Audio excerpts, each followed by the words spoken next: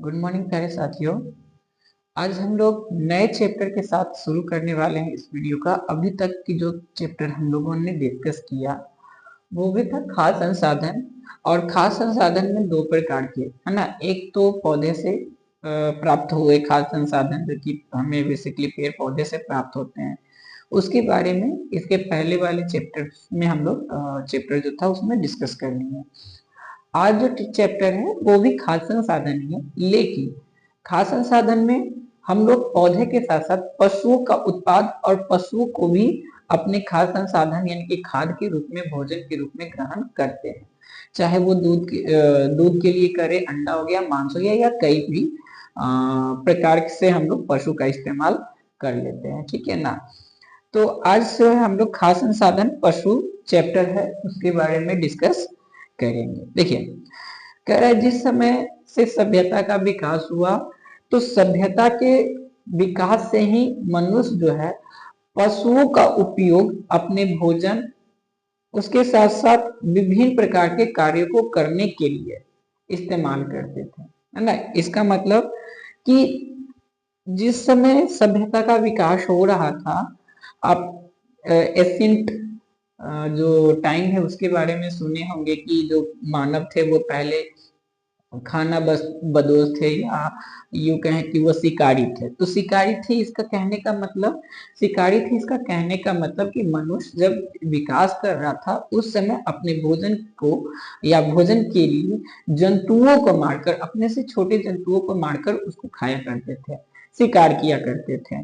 इसके साथ साथ जब सभ्यता का विकास होने लगा तो कई प्रकार के कार्य जैसे सामान को ढोना, घर की रक्षा के लिए या अन्य कई प्रकार के कामों के लिए पशुओं का इस्तेमाल किया जाने लगा, है ना।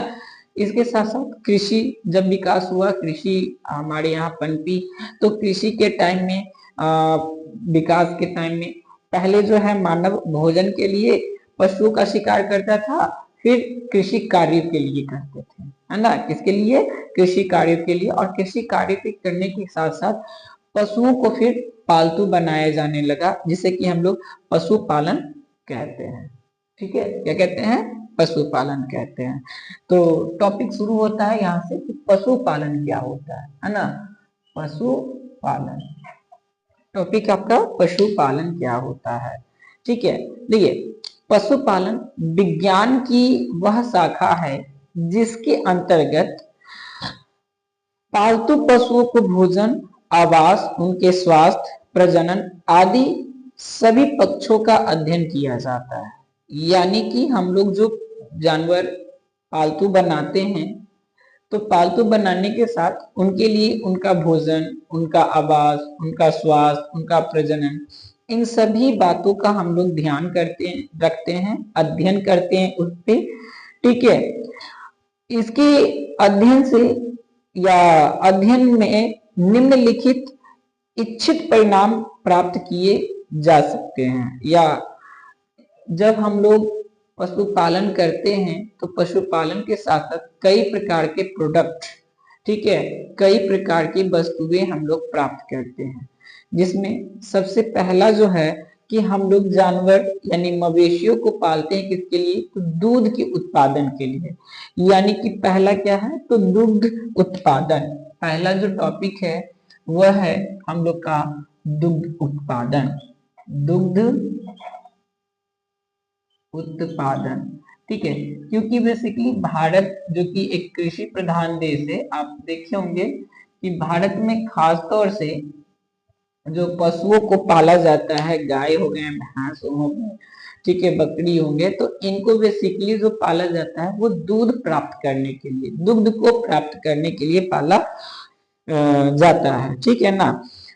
तो क्या है भाई, करा कि जो दुधारू पशु हैं ना, जो दूध देने वाले पशु हैं, उनकी संख्या अत्यधिक होने के बावजूद जो हमारे देश है यहाँ पे दूध का उत्पादन संतोषजनक नहीं है।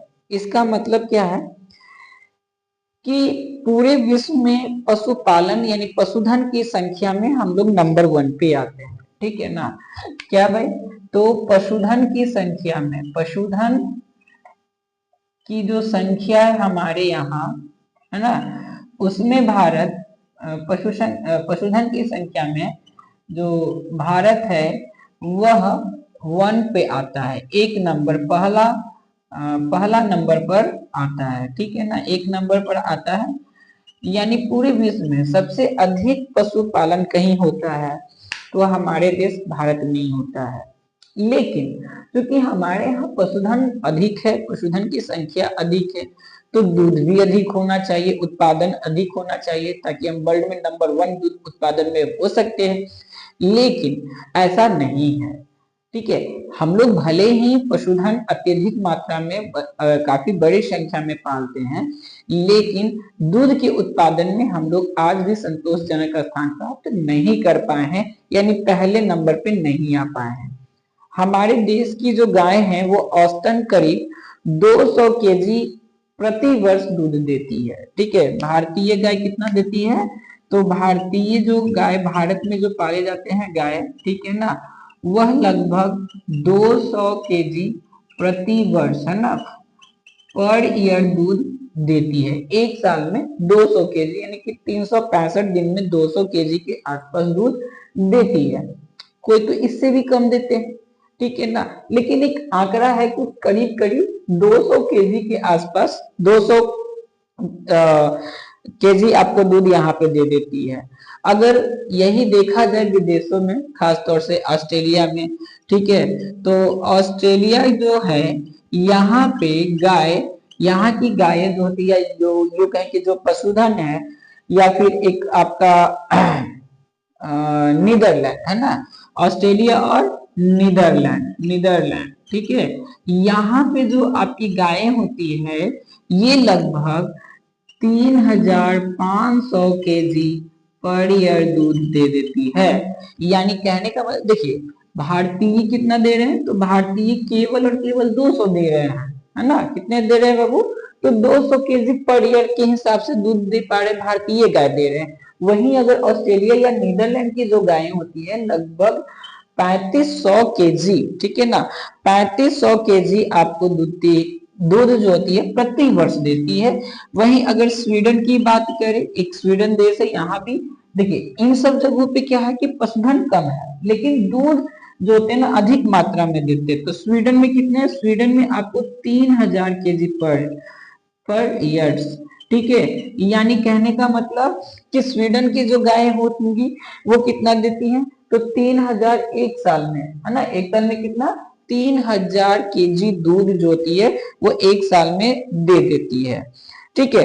अतः पशुधन जो है यानी कि पशुपालन जो है, इसके विज्ञान के अध्ययन से उन्नत नस्ल के अधिक दुधारू पशु यानी कि दूध देने वाले पशु का विकास किया जा रहा है, प्रजनन के द्वारा प्राप्त किए जा रहे हैं। यानी कहने का मतलब कि देखिए जहां एक और भारतीय गाय है, वहीं अगर ऑस्ट्रेलिया, नीदरलैंड और स्वीडन की गायों को देखा जाए तो ये कहाँ, यहाँ 200 और कहाँ 3500, है ना, लगभग इसके 17 गुना, है ना, कितना, 17 गुना अधिक दूध जो होती है वो साल भर में दे रही है, 17.5 गुना, 15 गुना ऐसे अधिक दे रही है। क्यों, क्योंकि इनकी जो गाय की नस्लें हैं ना वो अलग किस्म की नस्लें हैं जो कि अधिक मात्रा में दूध देती है। हमारे यहाँ की गाय की नस्लें उस प्रकार की नहीं है। हमारे यहाँ की गाय 200 केजी बहुत हो जाती है। तो अभी जब इनका पालन किया जाता है तो आज के डेट में ऐसे गायों को विकसित किया जा रहा है जो कि अधिक से अधिक मात्रा में दूध दे सके, है ना, प्रजनन करा करके उनको अधिक से अधिक मात्रा में दूध देने लायक बनाया जाते हैं। उनके रख रखाव का उचित व्यवस्था भी जरूरी है। उनका जो हमारे यहाँ का भोजन है ना, खासतौर से इनके लिए भोजन और इनका आवास, ये सब, और इनके स्वास्थ्य, ये सब पे भी ध्यान देना जरूरी होता है। लेकिन इनके यहाँ की जो नस्लें हैं और हमारे यहाँ की नस्लें हैं, ये नस्लों की वजह से इतना ज्यादा डिफरेंस देखने को मिल जाता है, ठीक है। तो ये है आपका दुग्ध उत्पादन। दूसरा है कि मांस उत्पादन, ठीक है। दूसरा कौन सा है आपका, मांस उत्पादन, ठीक है, मांस उत्पादन है। अब चूंकि हम लोग गाय भैंस या फिर यूं कहें कि दुधारू पशु पालते हैं दूध के लिए, उसी प्रकार से कई प्रकार के ऐसे भी जंतु हैं या जीव हैं जिन्हें हम लोग मांस के लिए पालते हैं, है ना, ताकि उनसे हमें मांस प्राप्त हो सके। जैसे जनसंख्या के अनुरूप भोजन की जो बढ़ती हुई आवश्यकता है, इसको पूर्ति करने के लिए अधिक मात्रा में पुष्ट मांसल एवं जल्द बढ़ने वाली जो मुर्गियां हैं, उनके प्रजनन के द्वारा मांस प्राप्त किए जाते हैं। ठीक है, अर्थात मांस, चूंकि हम लोग चिकन हो गया, है ना, मुर्गी हो गया पोल्ट्री में, ठीक है, बत्तख हो गए आपके, इनका भी मांस लोग खाते हैं, और भी कई प्रकार के छोटे जीव हो गए जिनका मांस खाते हैं, ठीक है ना। तो जो मांस जिनमें ज्यादा से ज्यादा निकले, ऐसे मुर्गियों का प्रजनन किया जा रहा है, विकसित किया जा रहा है, ऐसे नस्ल को विकसित किया जा रहा है कि कम से कम टाइम में वो जल्दी बढ़े और ज्यादा से ज्यादा मांस उसमें उत्पन्न हो सके, ठीक है ना, प्राप्त किया जा सके उनसे। ठीक है, तो इस प्रकार से इच्छित गुण वाले उन्नत नस्ल के भेड़ हो गए, बकरी हो गए, सुअर हो गए, क्योंकि बहुत सारे लोग भेड़ का मांस, बकरी का मांस, सुअर का मांस भी बहुत लोग खाते हैं, तो उनमें भी ऐसे ही नस्ल को विकसित किया जा रहा है जो कि कम टाइम में जल्दी से तैयार हो जाए और उनमें ज्यादा से ज्यादा मांस उत्पन्न हो सके, ठीक है ना। अगर बात की जाए हमारे देश की, तो हमारे देश में जो है वो प्रति व्यक्ति जो खपत है, ठीक है ना, प्रति व्यक्ति और वार्षिक खपत है मांस की, वह 131 ग्राम है। कितना है? तो 131 ग्राम पर ईयर एक व्यक्ति इतना खाता है, ठीक है ना। एक व्यक्ति 131 ग्राम ही पर एक साल में मांस खा पाता है। वही अगर विदेशों की बात करें, जैसे कि अमेरिका या अन्य कोई देश की बात करें, तो यहाँ पे आपको 1318 केजी पर ईयर एक व्यक्ति, ठीक है, 1318 केजी पर ईयर एक व्यक्ति जो होता है वो मांस का सेवन करते हैं या यूं कहे कि मांस खाते हैं। तो एक और हमारे यहाँ क्या है, मात्र 131 ग्राम है पर ईयर। वहीं दूसरी ओर कितना है अमेरिका जैसे देशों में, ठीक है, वो 1318 केजी है, न कि ग्राम है। क्या है? केजी में वो लोग खा रहे हैं और हम लोग क्या, तो ग्राम में खा रहे हैं ना। 131 केजी भी नहीं है बल्कि ग्राम में है ये, ठीक है ना। तो इतना ज्यादा डिफरेंस देखने को मिलता है। क्यों? क्योंकि हमारे यहाँ की जो मांस उत्पादन करने वाली जो नस्लें हैं वो देरी से मांस उसमें आती है और वो कम मात्रा में होती है, जबकि इनके यहाँ जो नस्ल की जो जानवर या फिर मुर्गियां पाली जाती है वो कम टाइम में ज्यादा से ज्यादा मात्रा में मांस उत्पन्न कर देती है, ठीक है। तीसरा जो नंबर है वो है आपका अंडा उत्पादन, ठीक है ना। तीसरा कौन सा है? अंडा उत्पादन है, ठीक है। ये छोटे छोटे आंकड़े को आप देखते चलिएगा, ठीक है, क्योंकि ये आंकड़ा जो है ना, यही सब आंकड़ा एग्जाम में क्वेश्चन में शॉर्ट में पूछता है ना। एक नंबर वाला जो होता है, आज के डेट में आपने देखा होगा कि 9th-10th के भी एग्जाम में 50 नंबर का तो केवल क्या होता है, ऑब्जेक्टिव्स रहते हैं, अलग से रहते हैं। तो देखिए हमारे देश में जिस प्रकार से जनसंख्या बढ़ती जा रही है, उसी प्रकार से अंडे की खपत भी हमारे यहाँ बढ़ती जा रही है, ठीक है। तो हमारे यहाँ भी ऐसे मुर्गियों के नस्लों को पाला जा रहा है जो कि ज्यादा से ज्यादा अंडा आपको दे सके, है ना। देखिए अब है क्या कि हमारे यहाँ जिस प्रकार से अंडे की खपत बढ़ती जा रही है, जिस प्रकार से हमारी जनसंख्या बढ़ रही है ना, हम लोग 140 करोड़ की आबादी वाले देश में रहते हैं और इतने बड़े जनसंख्या के लिए भी तो अंडा अगर यूज भी होगा पर डे, अगर मान के चले कि एक अंडा भी अगर इस्तेमाल करते हैं पर व्यक्ति के हिसाब से, तो एक दिन में 140 करोड़ अंडे की खपत हो जाएगी, है ना। हालांकि ऐसा तो है नहीं, वाकई में इतना तो होता नहीं है, बट एक आंकड़ा है। तो उतनी बड़ी संख्या में अंडे को उत्पादन भी करना जरूरी है। तो ऐसे मुर्गियों के नस्लों का विकास किया जा रहा है जो कम टाइम में विकसित हो जाए और ज्यादा से ज्यादा मात्रा में अंडा दे सके, ठीक है। हमारे देश में भोजन के रूप में जो अंडे हैं, वो अंडे को प्रति व्यक्ति वार्षिक खपत जो होती है मात्र 6 है, यानी कि 6 अंडे पर व्यक्ति प्रति ईयर, ठीक है ना। पर व्यक्ति कितना? प्रति ईयर, ठीक है ना, अंडे, यानी कि 6 अंडे एक साल में एक व्यक्ति कंजम्प करते हैं यानी कि खाते हैं। वहीं अगर बात करें विदेशों में, खासतौर से अमेरिका में, तो यहाँ 295 अंडे पर ईयर एक व्यक्ति जो है वह कंज्यूम करता है यानी कि खाता है, ठीक है ना। तो कहाँ हम लोग 6 अंडा खा रहे हैं एक साल में एक व्यक्ति के हिसाब से, और कहाँ अमेरिका जैसे देश में 295 अंडा एक व्यक्ति खा जा रहा है एक साल में, है ना। तो इसको भी थोड़ा ध्यान देने की जरूरत है। क्यों? क्योंकि हमारे यहाँ बहुत ही कम कंजप्शन है, अमेरिका में बहुत ज्यादा कंजप्शन है। क्योंकि अगर इतना भी कंजप्शन कर रहे हैं साल भर में, तो सोच लीजिए कि 140 करोड़ जनसंख्या, उस पर मल्टीपल कीजिए कितना ज्यादा कंजप्स हो रहा होगा, है ना। तो ये वार्षिक खपत है, ये कितना साल भर की खपत है, ठीक है। बाकी आप लोग अपना आंकड़ा देखते होंगे कि या फिर हम लोग कि साल भर में ऐसे थोड़ी है कि हम लोग 6 ही अंडा खाते होंगे। हमारे देश में बहुत सारे ऐसे लोग हैं जो कि अपने आप को क्या बताते हैं कि वो शाकाहारी है, यानी मांस मछली नहीं खाते, अंडे नहीं खाते हैं। तो उन सबको छोड़ दिया जाए, अगर उनको भी कंसिडर करें, क्योंकि आंकड़ा तो प्रति व्यक्ति निकाला जाता है और पूरी जनसंख्या पे निकाला जाता है, तो उन सबको कंसिडर किया गया है। तो उन सभी को लेकर के 6 अंडे प्रति वर्ष ही होते हैं, ठीक है ना। जबकि अमेरिका जैसे देश में ये 295 की संख्या में है। ओके, नेक्स्ट है आपका मछली उत्पादन। चौथे नंबर में कौन सा है? तो मछली उत्पादन है, ठीक है। मछली उत्पादन, मछली उत्पादन है, ठीक है। अब मछली उत्पादन देखिए हमारे यहाँ क्या है कि मीठे जल यानी मृदु जल के जो मछलियां होते हैं, इनके उत्पादन की काफी ज्यादा हमारे यहाँ पे संभावनाएं हैं कि ज्यादा से ज्यादा मात्रा में हम लोग मृदु जल की मछलियों को उत्पादित कर सकते हैं, क्योंकि हमारे यहाँ जो है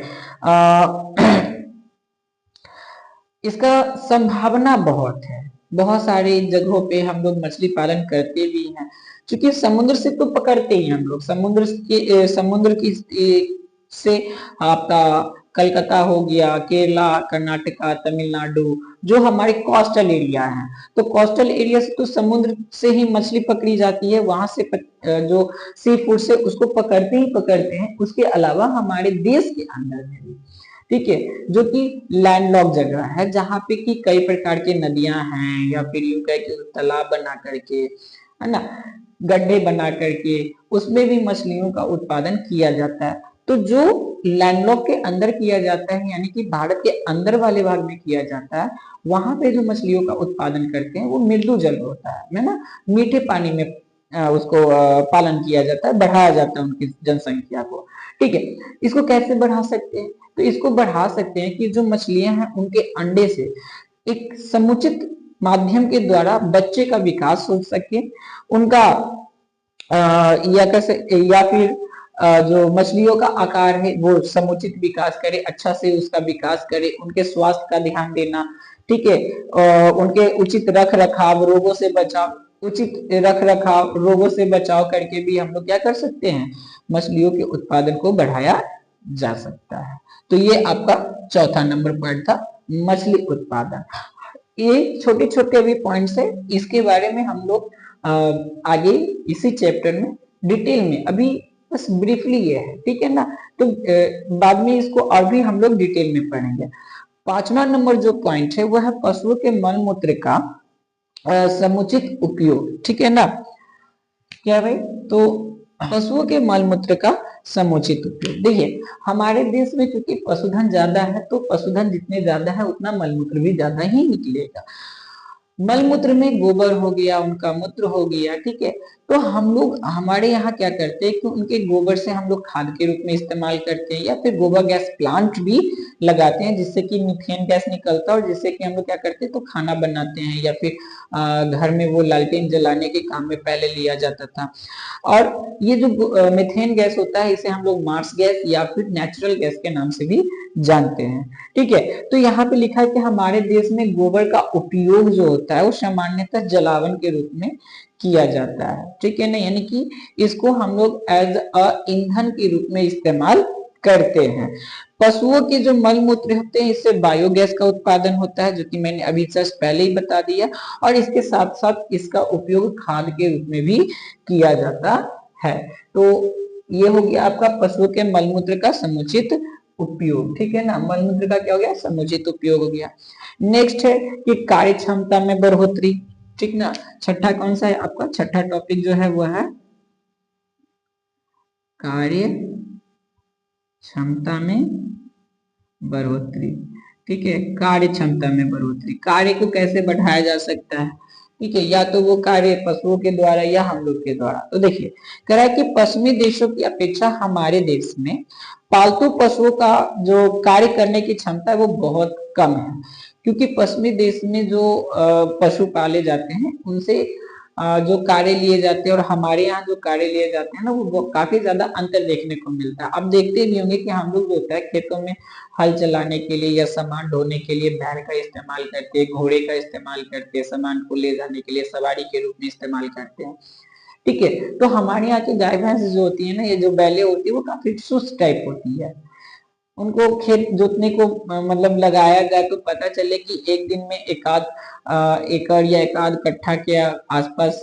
तो जो पश्चिमी देश है ना, पश्चिमी देश की अपेक्षा हमारे यहाँ जो पशुओं की जो कार्य क्षमता वो काफी ज्यादा कम देखने को मिलती है, क्योंकि हमारे यहाँ पशुधन जो होते हैं ना उनको कार्य क्षमता बहुत ही कम है ना, एक इनके भोजन के आधार पे या फिर कई प्रकार से देखने को मिलता है। तो इसको कैसे बढ़ा सकते हैं, तो पशुपालन के सिद्धांतों का अनुपालन करके, यानी कि उनको सही रख रखाव, उनका सही पोषण, उनको रोगों से बचा करके इनकी कार्य क्षमता में भी बढ़ोतरी की जा सकती है, ठीक है ना। तो ये हो गया आपका कार्य क्षमता में बढ़ोतरी। लास्ट जो नंबर है वो है ऊन उत्पादन, ठीक है, क्योंकि हमारे यहाँ जो की है ऊन उत्पादन, तो हम लोग क्या करते हैं ना कि जो पशुपालन है इसका इस्तेमाल ऊन को उत्पादन के लिए भी करते हैं। हमारे यहाँ कई ऐसे पशु हैं या फिर इस जानवर है जिनका इस्तेमाल, जिनके फर का इस्तेमाल, जिनके बाल का इस्तेमाल ऊन बनाने के लिए किया जाता है ना। तो कह रहा है कि अन्य उन जो उत्पादक देश हैं उनकी तुलना में हमारा देश काफी पीछे है, यानी ऊन के उत्पादन में बहुत पीछे है हम लोग, ऊन उत्पादन करने में कई सारे देश हम लोग से कई आगे, कई गुना ज्यादा प्रोडक्शन करते हैं उनका, हम लोग बहुत कम करते हैं। पशुपालन के सिद्धांत और तकनीकों का जो इस्तेमाल है इसको करके हम लोग ऊन उत्पादन को भी बढ़ा सकते हैं। और ऊन उत्पादन किससे करते हैं, तो भेड़ से करते हैं, अंगोरा किस्म की जो खरगोश है उसके द्वारा करते हैं, ठीक है। तो इनके नस्ल को सुधार करके, नस्ल को अच्छा करके, नए नस्ल को विकसित करके भी हम लोग क्या कर सकते हैं, तो ऊन उत्पादन को बढ़ा सकते हैं, ठीक है ना। किस किस से ऊन उत्पादन करते हैं, तो भेड़ से करते हैं हम लोग, ठीक है, भेड़ हो गया आपका। एक खरगोश होता है जो अंगोरा जिसको बोलते हैं, अंगोरा किस्म की जो नस्ल है, अंगोरा नस्ल की जो खरगोश है उससे हो गया। इसके अलावा एक याक जो होता है ना, एक प्रकार का जो भैंस है याक, इसके भी फर का इस्तेमाल करते हैं, ऊंट का करते हैं हम लोग, ठीक है ना, ऊंट का फर का भी इस्तेमाल कर लेते हैं कई जगहों पे। और भी है आपका वो पहाड़ी बकरी होता है, ठीक है ना, पहाड़ी बकरी होता है, तो इनके भी फर का इस्तेमाल हम लोग क्या करते हैं, ऊन के रूप में करते हैं, उनके ऊन को बनाने के लिए करते हैं। तो ये आपका ऊन उत्पादन में ये जो है ना, ये सारे पशुओं का इस्तेमाल किया जाता है। इनके अलावा और भी पशुओं का, लांबा हो गया, ठीक है, और भी उतना याद नहीं, लांबा एक होता है पशु, उनका भी जो फर होते हैं, उनका भी फर को, उनके बाल को भी उनके रूप में इस्तेमाल किया जाता है, ठीक है। तो इस प्रकार से ये जो अभी पशुपालन है, पशुपालन से हम लोग ये 7 प्रकार की उत्पादन को प्राप्त करते हैं, इसीलिए हमारे यहाँ पशुपालन किया जाता है, ठीक है। इसमें खास तौर से हम लोग जो पशुपालन करते हैं वो दूध उत्पादन, मांस उत्पादन और अंडे उत्पादन के लिए, मछली का तो अलग ही उत्पादन है, मछली का उत्पादन अलग करते हैं, इसके साथ साथ ऊन उत्पादन के लिए भी करते हैं। आज के डेट में जब तकनीक का विकास हो चुका है, काफी ज्यादा तकनीक विकास हो गया है, तो आज के डेट में हम लोग कार्य क्षमता में जो है वो जानवरों का इस्तेमाल कम कर दिए है ना, कार्य करने के लिए जानवरों का इस्तेमाल काफी ज्यादा कम हो चुका है हमारे यहाँ।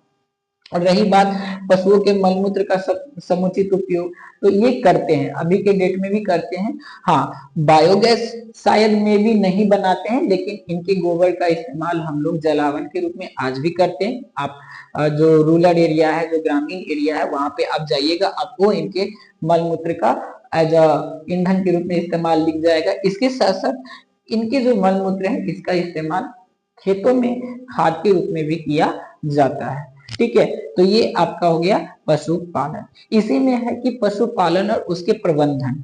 ठीक है, तो इसे हम लोग नेक्स्ट वीडियो में डिस्कस करेंगे कि पशुपालन कैसे करें, उनका रख रखाव कैसे करें, उनका प्रबंधन कैसे करें, ताकि उनको रोगों से बचाया जा सके, किस प्रकार के किस्मों का विकास किया जा सके जो ज्यादा से ज्यादा मात्रा में हमें प्रोडक्ट दे सके, उत्पादन दे सके। ठीक है, तो इसे हम लोग नेक्स्ट वीडियो में डिस्कस करेंगे। इस वीडियो में इतना ही, तब तक के लिए धन्यवाद, जय हिंद।